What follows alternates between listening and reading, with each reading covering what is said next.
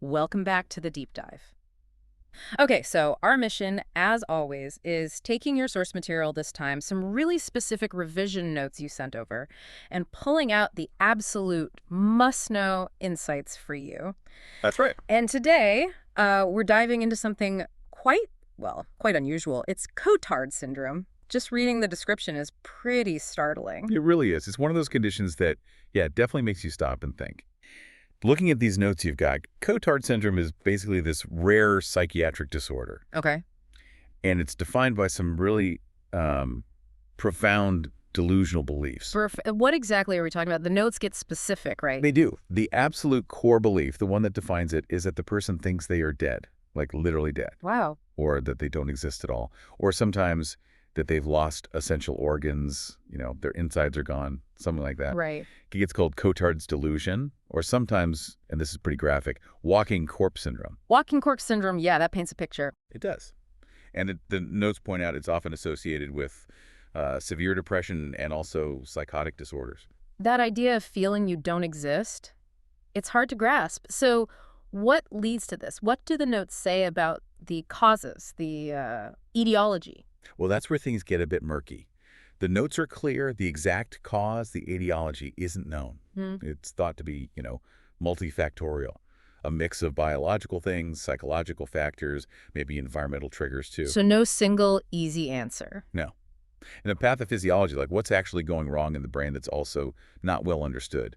The suggestion is there's some kind of abnormal brain function happening. In specific areas. Yeah, areas linked to self-awareness, perception, and maybe issues with neurotransmitters or how different parts of the brain are connected and talking to each other. So there's still a lot of mystery around the fundamental mechanism then. It's not straightforward. Definitely not. How common is it? Who tends to be affected? The epidemiology side of things. Right. Well, the notes describe it as extremely rare. Okay, extremely rare. Yeah, so getting reliable data is tough. It seems to mostly pop up in isolated case reports from around the world. But the notes do list some risk factors.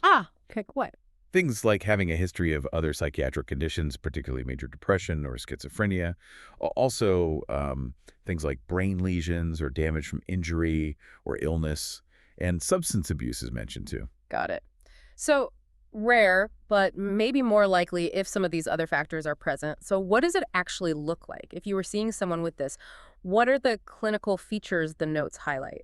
Okay, so the absolute number one feature is that core delusion we talked about, believing you're dead, non-existent, decayed. Right. This often leads to denying yourself, really.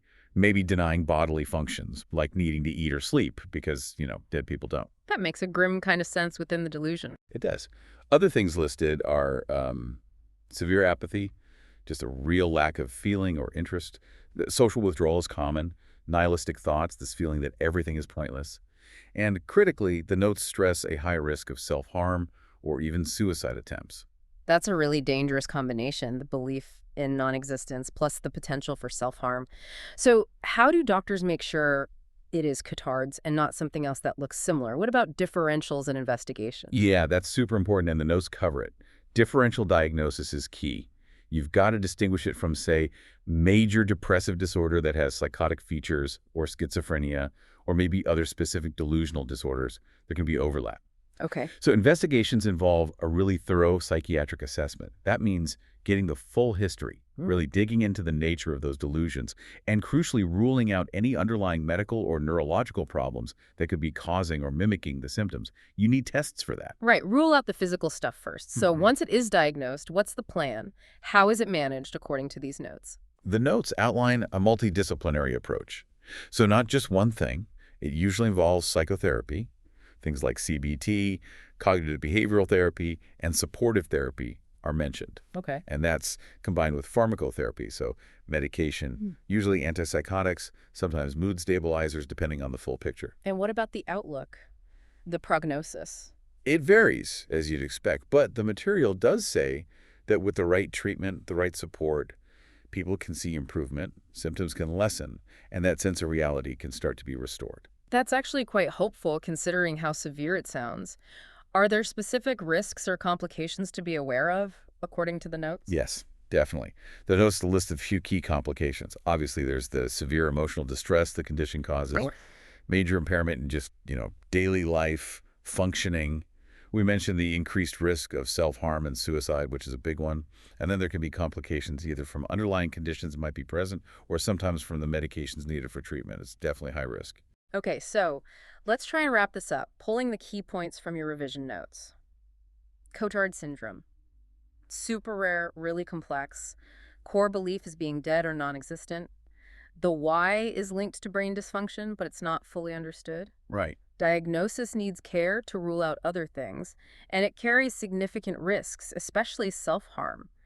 But, and this is important, the notes show that a combined treatment approach, therapy and meds, can actually lead to improvement and help restore that connection to reality. Exactly. And maybe a final thought, something that really stands out from looking at this, is how this condition makes you think about the brain and our sense of self, how fundamental our feeling of being is and how potentially fragile that can be. It kind of questions the nature of existence itself, doesn't it? It really does. A very profound point to consider. Yeah.